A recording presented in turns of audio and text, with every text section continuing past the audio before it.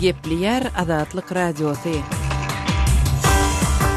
Akşamyt hayrly bolsun hormatly radio dinleyijiler. Şuun 2016-njy ýylyň 5-nji apreli hepdäniň tişenbe güni.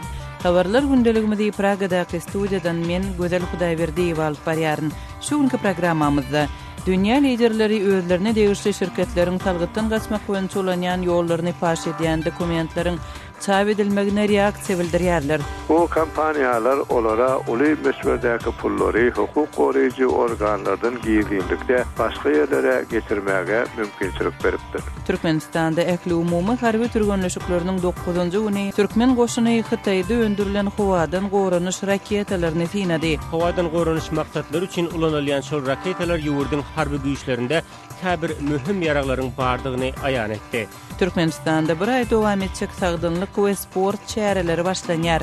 Edil şuun Türkmenistanyň milli sport we turizm institutyna Terwede we sportda arkadan ýolu bilen ýen at bilen ýörgüçe ilmi praktiki konferensiýa geçirildi. Şuun biz bu we beýleki temalarda jekmejek durup geçeriz. Programmamyzyň esasy bölügine başlamadan ozal täzelikler bilen tanyşyp bolun.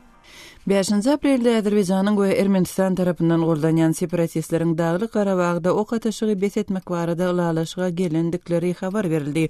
Munyň öňü tirasynda Baku Azerbaýjanyň separatist Dagly Garabag regionunyň daşyndaky töweşlerde ýene ýitki çekendigini habar berdi. Onlar çyla çeken we gaýtadan güýçlenen konfliktiň gowşamagynyň uly bir alamatynyň göze ilmeýändigini tençiler aýdýarlar. Azerbaýjan 5-nji aprelde giýje ýene bir etkeriniň wepat bolandygyny aýtdy. Netijede Günorta Kafkas ýurdunyň enklavyndaky töweşlerde wepat bolan harbiýleriniň sany 16 adama ýetdi. Ermenistan tarapyndan goldanýan separatistler 2-nji aprelde zorluk başlanaly bäri öz tarapyndan 18 adamyň wepat bolandygyny aýtdylar. Taraplaryň ikisi de zorlugy tutaşdyrmakda bir-birini aýplaýarlar. Bolup geçen zatlaryň ählisiniň jogapkärçiligi Ermenistanyň boýnunda ol konfliktiň çözülmegine gyzyklanma bildirmeýär we halkara kanunlaryny depeleýär diýip Azerbaýjanyň daşary işler ministriniň orunbasary Halaf-Halafow Bakuda geçirilen regional maslahatda aýtdy. Ermenistan tarapyndan goldanýan separatistleriň beýanamasynda Azerbaýjanyň öz ýaraglarynyň göwnümini gün-günden artdyrýanlygy aýdyldy. Owgan resmiýetleri ýurduň demirgazynda bolan bomba partlamasynda adından 7 adamyň wepat bolandygyny aýtdylar. Parwan vilayatynyň häkiminiň orunbasary Şahwali Şahydyň aýtmagyna görä 5-nji aprelde Parwan vilayatynyň Seýagerd etrawynda janyny geçen hüjümçiniň amalaşylan partlamasynda 26 adam yaralanypdyr. Vilayatyň polisiýasynyň ýol başçysy Muhammad Zaman Mamozay janyny geçen hüjümçiniň motorly barýarka bombasyny partladanlygyny aýtdy. Polisiýanyň resmiýeti hüjümyň howpsuzlyk güýçlerine garşy gönükdirilendigini, emma raýatlaryň we çağalaryň peda bolandygyny habar berdi. Hüjümyň jogapkärçiligini hiç kim öz üstüne almady. Adatça durnukly welayat hasaplanýan Parwanda Birleşen Ştatlaryň Owganistandaky iň uly Bagram harby howa bazasy ýerleşýär. Saudi Arabistany dünýäde harby pudaga iň köp pul sarp edýän ýurtlaryň arasynda 3-nji ýere çykyp, Horsiýada ýyzy süýşürdi diýip Şweýçarýanyň Barlyklar Instituty 5-nji aprelde habar berdi. Stockholmyň parahatçylyk barlyklary boýunça instituty 2015-nji ýylda harby maksatlar üçin edilen çykdyjylaryň 1% artyp 1,67 trillion dollara ýetenligini we munyň 2011-nji ýyldan bäri iň ýokary görkeziji bolup durýanlygyny aýtdy. Soňky ýyllarda Birleşen Ştatlar we Hytaý harby çykdyjylar boýunça halkara sanawynyň ýokarky setirlerini eýlep gelýärler. Birleşen Ştatlar harby pudagyna 596 milliard dollar, Hytaý 215 milliard dollar meçberde pul sarp edýärler. Dünýäde harby maksatlar üçin edilen çykdyjylaryň 3/1 bölegi Birleşen Ştatlaryň paýyna düşýär. Gozgalaňçylar bilen uruşda Ýemeniň hökümetini goldaýan we Siriýada gozgalaňçylara ýardam berýän Saudy Arabistanynyň harby büdjeti 87,12 milliard dollara ýetip birinji ýerde ýurdy dünýä boýunça 3-nji ýere çykardy. Orsiýet öz harby büdjetini 7,5% arttyrdy we 66 milliard dollara ýetirdi. Birleşen Ştatlaryň harby deňiz güýçleri Arap deňizinde elde salynan gaçakçylykly ýaraglaryň Erandan Ýemene alınıp barılandygyny aýtdylar. Deňiz güýçleriniň 4 aprelde aýtmagyna görä, Birleşen Ştatlaryň harby gemileriniň 28 martda ele salan ýaraglary kiçi geminiň içinde gizlenipdir. Harbyler ýaraglaryň arasynda 1,5 mün Kalashnikov awtomatynyň 200 sany raket atyjy topuň we 21,5 kaliberli awtomatlaryň bolandygyny habar berdiler. Harbylaryň ýaraglary ele salmagyndan soň geminiň ekipajynyň boşadylandygy aýdylýar. Ýaraglaryň ele salynmagy harby deňizçileriniň regionda ele salan we Birleşen Ştatlaryň gelip çykyşy Irandan diýip hataplayan ýarag üpçünçülükleriniň sanynda soňky wakadyr diýip harbylar bellediler. Iran Ýemeniň hökümetini goldayan Saudy Arabistanynyň ýol başçylygyndaky koalisiýa garşy söwüşýän Huthi gozgulunçylaryny goldaýar. Birleşen Ştatlaryň harby resmiýetleri şu ýylyň başynda Awstraliýanyň we Fransiýanyň harby deňizçileri tarapyndan üstü açylan ýara gaçakçylygynyň Eýrana we şaý gozgulunçylaryna bagladylar. Hormatly radio dinleýijiler, siz täzelikler bilen tanyş bolduňuz. Gepli ýer Azatlyk radiosy habarlar gündeligimizde başlaýarys. Dünýä liderleri 3 aprelde üstü açylan dokumentler babatynda reaksiýa bildirmäge taýýarlanýarlar. Panama kagazlary diýilip adlandyrylýan hatawatyň bir bölegi hökmünde köpçülüge paş edilen barlyklarda dünýä liderleriniň ençemesi bilen baglanyşygy bolan kampaniýalaryň salgytdan gaçmak üçin ulanan gizliň ýollarynyň üstü açyldy.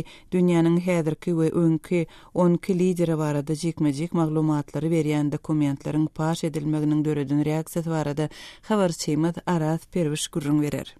4 aprelde dünýä liderleri olaryň köpüsiniň giyilin offshore kampaniýalary bilen ýetişikligini aýan edýän dokumentlere reaksiýa görkezmek üçin basa-baslyga düşdiler. Bu kampaniýalar olara uly meşwerdäki pullary hukuk goraýjy organlardan giyilinlikde başga ýerlere geçirmäge mümkinçilik beripdir. Panama kagazlary diýip adlandyrylýan uly gowrumly hasabat 3 aprelde türli habar guramalary tarapyndan bir wagtda ençemedille çap edildi. Onda 12 sany häzirki öňki döwlet başçylarynyň şol sanyna Ukrainanyň prezidenti Petro Poroshenko'nun hem offshore kampaniýalarynyň bardygy suratlandyrylýar. Panamada ýerleşýän hukuk kampaniýasy Mossack Fonseca'dan syzyp çykan dokumentler şeýle-de 17 sany häzirki öňki liderleriň şol sanyna Russiýanyň prezidenti Vladimir Putin'in da garyndaşlarynyň ýa ýaranlarynyň offshore hasaplarynyň bardygyny görkezýär. Dünýä liderleriniň bir näçesi hasabatyň öýleriniň nädogry iş edendiklerini görkezmeýändigini aýdyp, ony şol wada reddetdiler. Poroshenko bolsa Facebook'ta öýdüni gorady. Aýdyşyna görä dokumentlerde 2014-nji ýylyň awgustynda Kiýewiň güýçleri bilen Russiýa tarapdan goldalýan separatistlerin arasynda sewiş barýarka, onuň öz konditor kärhanasy Roşeni Britaniýanyň Virgin adalaryna geçirendigi suratlandyrylýar. Poroshenko Facebook'ta prezident bolanymdan soňra men öz baýlyklarymy dolandyrmak işini bir awrayly hukuk kampaniýasyna tapşyrdym. Olar gerekli maglumatlary Ukrain we halkara mediasyna bererler diýip umyt edýär diýip ýazdy. Moskwada bolsa Kreml ile ýetilen maglumatlary berk tanqidlap, salgyt dokumentlerini ilkinji nowbatda Putiniň garşysyna gönüktirilen özüm diýip adlandyrdy. Sözan dokumentlerde Putiniň ady agdalanok. Ýöne hasabatda onuň ýakyn ýaranlary tarapyndan şüpheli pul geçiriş ulgamyndan peýdalanlyp 2 milliard dollaryň ýurdun daşyndaky gümürtük kampaniýalara geçirilendiginiň dokumentler arkaly subut edilendigi aýdylýar.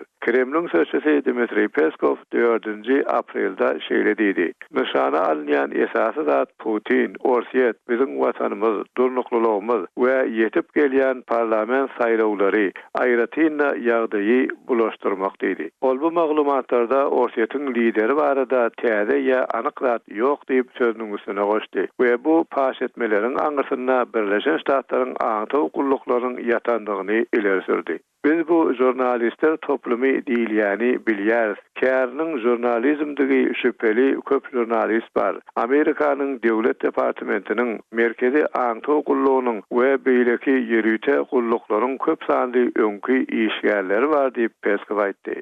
Azerbaycan'ın prezidenti İlham Aliyev'in welin entek görkeden reaksiyası yok. Aydosuna göre Panama'nın bir offshore kampaniyasının 2 müdürünün biri Aliyev'in ayali. Azerbaycan'ın Ata Holding şirketine kontrollük ediyen hem şu kampanya. Hasabatta şeýle hem Azerbaycan'ın altın känini öýleşdirýän kampaniýalaryň arasynda uly paýe Panama şirketine kontrollük edýänleriň Aliyev'in gyýyldyrydy gaýdylýar.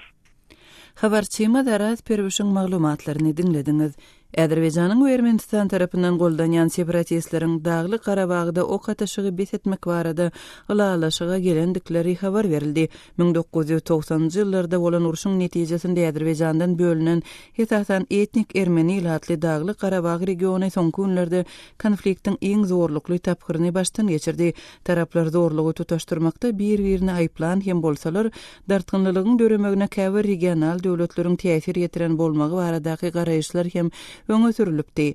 Bu temadan Orset we Kafkaz boýunça bilermen jurnalist we Dagly Garabag boýunça kitabyň awtory Thomas de Wol bilen geçirilen söhbetdeşligi kärdeşim Sekradan dinläli. De Wol, siz Dagly Garabag sebitini ok atışygy besetmek baradaky ılalaşygyň bozulmagy hem de Azerbaýjanyň we Ermenistanyň güýçleriniň arasyndaky çaknyşyklaryň gaýtadan başlanmagy barada näme pikirde? This is the kind of really bad incident that a lot of us been fearing for some time.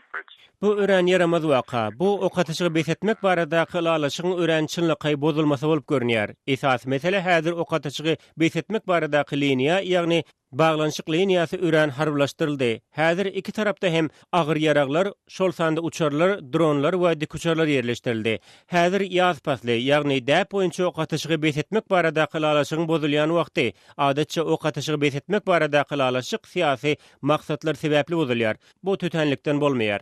Strong vertical chain of command going up from the commanders right up the way up to the top. Gunwatarda käwirleri Orseti Dagly Garabagda Rus parahatçylygy saklaýjylaryny ýerleşdirmek we sebiti goşuşmak üçin dartgynlygy döretmäge sinenşän öjükdirji hökmünde garaýarlar. Siziň pikiriňizçe bu wakalar Moskwa tarapyndan gurnanlymy, ýagny Kreml oýunyň bir bölegimi? I think it's a mistake to think that Moscow is the primary actor. Mening şahsy pikirimçe bu wakalarda Moskwany esasy aktýordur öýtmek ýalňyş. Mening pikirimçe bu konfliktde esasy aktýorlar Ermenistan we Azerbaýjandyr. Moskwa ikinji derejeli güýçli aktýor. Ol bu oýuny alyp barmaýar. Bu konfliktde gatnaşyk bolan iň ýokary derejeli diplomat Orsiýetiň Daşary işler ministri Sergey Lavrovdur. Ol bu konflikti ören gowy bilip prezidentler bilen hem ýygy giderli duşýar we bize aýdylmagyna görä onuň täze paragatçylyk plany bar. Görünüşine görä Lavrov bu plany öňe sürýär we bu plan käbir Rus paragatçylygy saklaýjy elementleriň goşulmagy ýaly bolup görünýär. Emma Ermenistanda we Dagystanda Orsiýetiň harbylarynyň ujypsyz bölegi bar bolsa da Azerbaýjanda Rus goşuny ýok. Şol sebäpden Orsiýetiň gorunmak ministerliginiň edip biljek känzady ýok. Olaryň Ermeni tarapyna gürrüňsiz täsiri bolup biler, emma Azer tarapyna däl. But not particularly on the Azerbaijani side. So we're talking about Lavrov and perhaps Putin getting on the phone.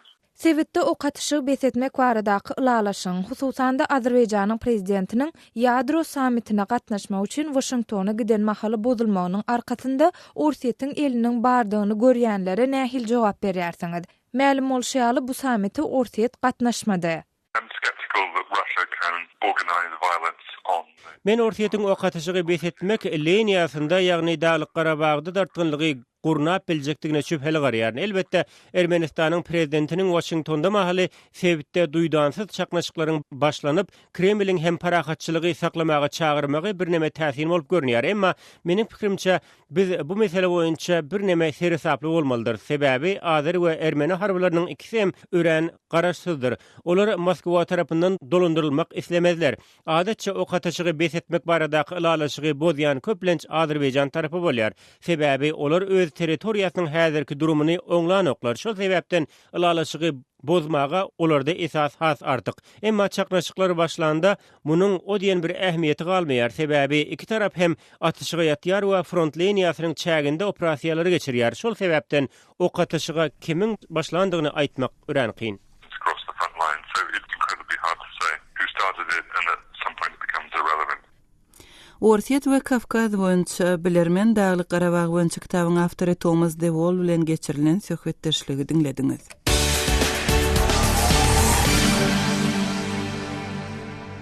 Gepleyer Azatlyk radiosu siz habarlar gündeligimizi dinleýärsiňiz.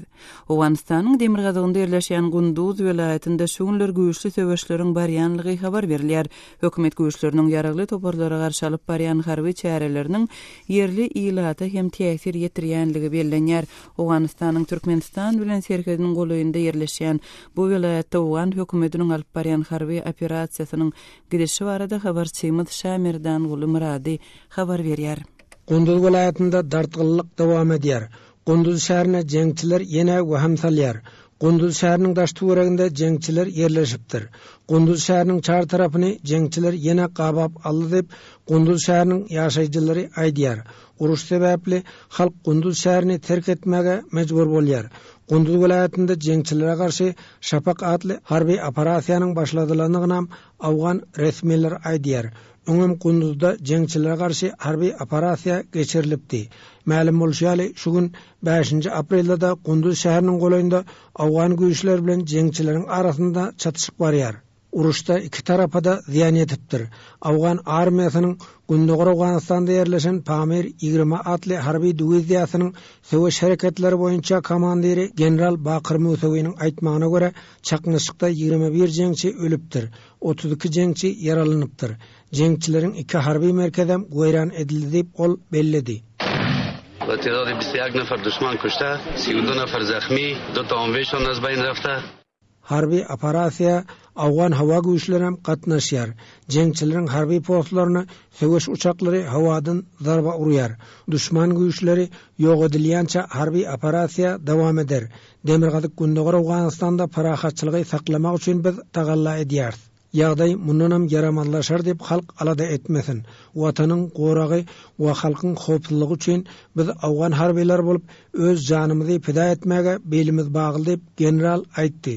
زون شمال شرق اطمینان میتم نابودی دشمنان مردم افغانستان آماده هر نوع وظیفه عملیات مردمه داره. Gunduz şäherini geçen ýylam jeňçiler bir gezek basyp alypdy. Gunduz şäheri 20 gün töweregi jeňçileriň ýeçiliginde galypdy. Şonda jeňçileriň halkyň malemlegini talap alandygyny ýerli resmiler aýdypdy. Gunduz şäherine jeňçileriň ýene howpabandyrýandygyny Awganystanyň Milli Mejlisiniň Gunduz welaýatynyň agdasy deputat Abdulwedud Peýman aýtdy. Gunduz şäherinde öň bir ýola ýüz beren fajiganyň ýene gaýtalanmagynyň ahmaldygyny deputat öňe sürdi. Şonuň üçin Gunduz welaýatynyň howpsuzlygyny üptün etmek boýunça hökümet aýratyn üns bermelidir we halkyň kynçylygynyň çözügidi boýunça çäre görmelidir dep deputat Awgan resmilerine ýüzlendi. اگر کمک نشود به بی‌توجهی مردم به حال خودش بگذارن فکر میکنم فاجعه قندوز تکرار خواهد. Gunduz welaýatynda barýan uruş sebäpli halk öz üý jaýyny terk edipdir. Gunduz şäherinden hem halk gaçyp çykypdyr. Deputat Fatma Eziziň aýdysynça, söwüş netijesinde gaçyp çykan maşgallalar açyk asmanyň astynda ýaşaýar. Olara Awganystanyň bozgullar boýunça ministerligi kömek etmelidir. Bozgullaryň öz üý jaýyna dolanyp bilmek üçin döwlet çäre görmelidir. Gunduzda jeňçilere garşy göreş ören hayal alınıp barylýar. Bu ýakyn gelecekde Gunduzda asudalygyň ornaşakdygy bize ören uzak görünýär dep deputat aýtdy. مردم پس دوباره به خانه و کاشانیشان بر بگردند. وزارت مهاجرین کمک‌های گفته که صورت میگیره باید است که مردم در نظر بگیرن. Gunduz welaýatynyň 6 etrabı bar. Ýene 3 etrabyň täzeden döredilmegine prezident gany tapşyryk berdi. Ýöne täze etraplary jeňçiler ýeçilik edýär. Öňki 6 etrabyň obalarynda da jeňçileriň hereket edýändigini ýerli resmiler aýdýar. Kalaýdal, Daşty Artçy we Çardere atly etrabynam Awgan güýçleri jeňçilerden doly ýygyna gaýdyp alyp bilmän gelýär. Şaýmerdan Guly Murady, Kabuldan Azatlyk radiosu. Owganistandaky habarçymyz Şamirdan Guly Muradynyň maglumatlaryny dinlediňiz. Türkmenistanda 10 gün bäri harby türgünleşikler geçirilýär. 26 martda gije duýdansyz oglan edilen we tutuş ýurt boýunça geçirilýän harby maşklara Türkmenistanyň ýaragly güýçleriniň ähli görnüşleri gatnaşýarlar. Türkmenistanyň resmi maglumatlarynda maşklaryň ýurdun goşunyň söwüşe taýýarlyk derejesini barlamak maksatly geçirilýänligi aýdyldy. Soňky günlerde Türkmenistanyň ýaragly güýçleri Hytaýda öndürilen howadan gorunuş raketalaryny sinadi. Bu arada kardeşim Muhammed Tahir'in maglumatlarında. Türkmenistan häzirki wagtda ýurtda dowam edýän harby türgelleşikleriň çäginde ilkinji gezek Hytaýdan satyn alan raketalaryny görkezdi. Hawadan gorunuş maksatlary üçin ulanylýan şol raketalar ýurdyň harby güýçlerinde käbir mühim ýaraglaryň bardygyny aýan etdi. Euroasianet neşriniň ýazmagyna görä geçen ýyl Türkmenistan bilen Özbekistanyň Hytaýdan käbir ýaraglary satyn alandygy, olaryň arasynda esasen HQ-9 we HQ-12 atly gorunuş ulgamlarynyň bardygy barada maglumatlar peýda bolupdy. Şol wagt bu habarlara Hytaýyň Merkez Aziýanyň harby pudaklaryny hem aralaşyp başlanlygyny görkezýän alamatlar hökmünde baha berilipdi. Regionyň harby pudagy umumyň aýdylanda Orsiýetiň harby enjamlary bilen öpçün edilen. Türkmenistan häzirki wagtda uly görümli harby türgelleşik operasiýalaryny geçirýär. 26 martda düýdansyz ýagdaýda giýjäniň ýarmynda başlanan bu türgelleşigiň maksady we onuň kime ýa kimleriň garşysyna gönükdirilip geçirilýänligi barada kelamagy söz aýdylmaýar. Emma türkmen mediýasynda her gün şol harby türgelleşiklerden video süjetler görkezilýär. Şonda eskerler bilen bir hatarda Prezident Gurbanguly Berdimuhammedowyň hem dürli harby enjamlary ulanyp harby türgelleşige fin edýän pursatlaryny görse bolýar. Euroasianet neşri Orsiýetde harby sinçi Vasily Kashyna salganyp beren maglumatynda esasen Hytaýdan satyn alınandygy çak edilýän şol harby enjamlaryň türkmen harbylar tarapyndan ulanylşyny görkezýän süjetleriň Orsiýetiň göwnünden turmajakdygyny aýtmaga esas bar diýär. Türkmen harbylarynyň bu ýaraglar bilen öpçün edilmegi ýurdyň öz harby enjamlaryny diversifikasiýa edip başlanlygyny görkezýär. Bu pudak öň tutuşlugyna diýen ýaly Orsiýetden import edilýän harby enjamlara baglady diýip Orsiýetde ekspert Euroasianet neşrine beren maglumatynda aýtýar. Hawadan gorunuş ulgamynyň sowdasyna Orsiýet uly ähmiýet berýär. Onsaň soňky döwürde Hytaýyň Merkez Aziýada ýerleşýän ýurtlar bilen harby aragatnaşygyny artdyryp başlamagy Orsiýetiň göz garaşyndan baha berseň ynjyk bir ädim bolup görünýär. Mundan öňe Hytaýyň Awganistan, Pakistan we Täjikistan bilen harby ýaranlyk gurmaga finansiýandygy baradaky habarlar hamana Hytaý Merkez Aziýada Orsiýetiň orny iýelemege finansiýar diýen duýguny döredipdi. Şol wagt Hytaý bu aladany köşeşdirmäge finansiýan hem bolsa türkmen harbylarynyň Hytaýda öndürilen agyr harby enjamlar bilen öpçün edilenligini görkezýän bu video görnüşler Orsiýetiň bu mesele bilen bagly aladasyny gaýtadan güýçlendirer diýip çak edilýär. Kardeşim Muhammed Tahir'in maglumatyny dinlediňiz. Türkmenistanda bir aýlyk sagdynlyk we sport çäreleri başlanýar. Sport çäreleri döwletiň guramaçylygynda köpçüligiň gatnaşmagynda geçirilýär. Resmi maglumatlarda adam döwletiň iň uly gymmatlygydyr, esasy baýlygy bolsa halkyň saglygydyr diýilýär. Sport we sagdynlyk aýy bilen bagly şol çäreler barada kardeşim Zehranyň Türkmenistanly ýazyjy Aman Murat Bogaýew bilen geçiren söhbetdeşligini dinläli. Amanrada Türkmenistanda şugun sagdynlyk we bagtyarlyk aýy başlandy. Geçen ýylkylardan tapawutlykda şu ýyl nämeler gözeýilýär? Sagdynlyk we bagtyarlyk aýy bir Türkmenistanyň inni 3-nji gerek geçirilýär. Ondan öňe kıyılarda bir sagdynlyk we bagtyarlyk hepdelik hökmüne geçirilýärdi. Öňkü ýyllardakydan tapawutly bir wagt böyle iýilip durany doğrusu geçen ýylym şu ýylym bir sagdynlyk we bagtyarlyk aýy marafon ýagny uzak aralyga ylgamak boýunça iyi seherden asyryp uzak aralyga marafona ylgamagy da ýagan edara kärhanalaryň işgärleri şeýle hem okuw aýlarynyň studentleri çekilip ýönüp geçen ýyllardan üýtgeç bir göde ýylýanda ine Edir Şuwun Türkmenistanyň Milli Sport we Turizm Institutyna beden terbiýede we sportda arkadan ýolu bilen ýen at bilen ýörüýte ilmi praktiki konferensiýa geçirildi. Ondan ýene öde ýylýanda geçen ýyllarda şu bir aýlyga başlanyp amal ediljek çäreler bular ýekan görkezlik metodda çap edilýärdi. Ýöne şu bilen şol bir aýlyga başlanyp geçiriljek çärelerin ýörüýte programmasy metodda çap edilmändir. Oňa derek sagdynlyk we bagtyarlyk Türkmenistanyň sport braýlygynyň şygar diýen at bilen uly makala bir merkez gazetlerde Rus we türkmen dillerine çap edilýär. Ine şunu sanylýan çärelerden çen çykdyň onu ýurt boýunça ortaça 500-500den köprek çärenin şu braýlykda getiriljekdigini bu diýerse bolýar. Amanrada Geçen ýyllarda sagdynlyk aýy adatça aprel aýynyň 1-inden başlanýardy. Şu ýyl şu aýlygyň aprel aýynyň 5-inden başlanmagynyň sebäbi bardy. Sizde haýsy da bolsa bir maglumat barmy? Şu Türkmenistan'da sagdynlyk we bagtýarlyk diýen bir aýlygyň 5-nji aprelde başlanmagynyň büyük sebäbi bir aýlygyň edil tamamlanýan uny Aşgabatda getirilýek 5-nji Aziýa oýunlarynyň açylyşyny buny 500 gün galýa. Ine şoňa gawatlawan bir şäräni 5-nji aprelde asmal etdiler. Şäräniň demlenýän uny ýani 5-nji maýda Aşgabatdan ýurdun vilayetlerine 500 günlük at ýürüşin elan ediljek. Ol at ýürüş her vilayetde 100 günlük dowam etjek. Bu hakda dogry bundan bir ay ýarym bol getirilen döwlet maslahatlarynyň birine elan edildi. Soňa gawatlawan 5-nji aprelde asylmar edildi. Kardeşim Tehranyň Türkmenistanly ýa-da Jaman Murat Bogaýew bilen geçiren söhbetdeşligini diňlediňiz. Aşgabatda soňky bir ýylyň dowamında uly bazarlaryň ençemeti kiçi dokanlaryň onlarçasy ýapyldy. Şoňlar köçelerdäki wagtlaýyn sowda nokotlarynyň da ýapylýanlygy barada maglumatlar gowuşdy. Has çekmejek maglumatlary kardeşim Merdan Sariýewden diňläli.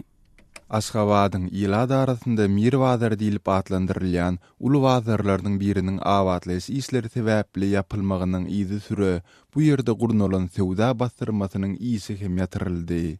Geçen ýylyň awgustunda paýtagtyň Ýunus Emre köçesiniň ugrundaky Mir bazarynyň dukanlarynyň tekçeleri boşadylandan soň telekeçiler bu ýerdäki sowdany dowam etdirip bilmekleri üçin täze ýeriň bölünip berilmegini sorap, degişli edarlary, ýagny Mir bazarynyň ozalky eýesi, şäher häkimligine, şeýlede soňky eýesi sowda we adyk ministrligine ýüz tutandyklaryny gurrun berdiler.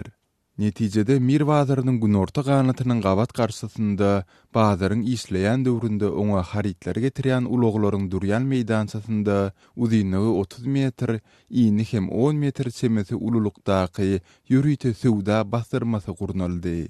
Esasan gök, çörek, et önümleri we gaýry az haritler satylýan bu bastyrmanyň üstüni bastyrmak, gerekli sowda inventarlary bilen üpçün etmek işleriniň bazar administrasiýasynyň öz hasabyna edilendigine garamazdan telekeçiler özlerinden hem goşadyrnakda meýletin maýa kömeginiň alnandygyny aýdarlar. Bazar komyň işgärleri bastyrmanyň astynda sowda etjekleri meýletin maýa kömegini töletdiler. Bu indiki etjek bolýan sowdaňa baglydy. Tamdyr çöregini satýanlardan 300 manat soran bolsalar, bizden 600 manat aldylar. Has düşnükli dile geçirseň para soradylar. Diýip et önümlerini satýan Ilyas gurrun berýär. Gepin gerdisine görä bellesek, ýokarky aýdylan meýletin goşunt barada degişli resmiýlerden nähildir bir kommentari alyp bolmady. Wagtlaýyn bastyrmadaky 30 töwerek dukanyň sowdagärleri bilen bir aýlyk şertnama baglaşylyp, olardan kärende ýerleri üçin gündelik 3 manat tölük alyndy. Emma 2 aprelde bazaryň jogapkar ýolbaşçylary bastyrmanyň ýerinde tölükli hajatxana guruljakdygyny aýdyp, telekeçilerden 4 aprelde çelini sowda nokudyny dolu boşatmaklaryny talap etdiler. Netijede 4 aprelde bastyrma dolu sökülüp, fişenbe güni hem oňa goýulan wagtlaryň girelge petiklendi. Sowdagärler bu gysga wagtda edilen talap sebäpli özleriniň ziýan çekendiklerini, tiz aýlanýan haritlerini ýerlejek bolup, uly alada galýandyklaryny aýdarlar. Çörek gök satýanlara bazaryň goýundaky zaýlaryň ağırlarynda gizilenip, haritlerini ýerlejek bolýarlar. Olar hem polisiýa gowulaýar. Meňňaly beýlik sowdagärler bolsa, haritlerimizi şäheriň beýlik bazarlaryndaky telekeçilere deger degmez ýerinden berýäris, diýip et sowdatyny edýän Ilyas aýdýar. Mir bazarynyň ýerindäki wagtlaýyn sowda bastyrmasynyň ýapylmagynyň diňe bir telekeçilere däl, eýse raýonyň müňlerçe ýaşaýjylaryna hem öz ýaramaz täsirini ýetirendigi aýdylýar. Sumbar bazary 3 ýyldan bäri ýapyk, Cennet bazary işleýän ok. Mir bazaryny wagtlaýyn bastyrmany hem ýapdylar. Parahat, gowdan massiwlarynyň ýaşaýjylary indi şäheri söküp, beýleki bazarlara barmaly bolýarlar, diýip Parahat bir etrapçasynyň ýaşaýjysy Bibi diýenýär. Mir bazary geçen ýylyň awgustunda oňarmak üçin ýapylanda, onuň ýene-de 6 aýdan işläp başlajakdygy aýdylypdy. Emma bazardaky alınıp barylýan guruluş işlerine eýýäm 8 ay boldy. Bazaryň ýangadandan haçan işläp başlajakdygy ýa-da wagtlaryň sowda nokotlarynyň guruljakdygy barada halk köpçüligine hiç ile anyk maglumat berilmeýär. Kardeşim Merdan Tariýewiň maglumatyny dinlediňiz. Şunuň bilen habarlar gündeligimiziň şuňky sanyny jemleýär saatlar kesmeden soň gepleşigimizi ýazgy görnüşinde dinläp bilersiňiz. Azatlyk radiosynyň efir tolkunlarynda galyň.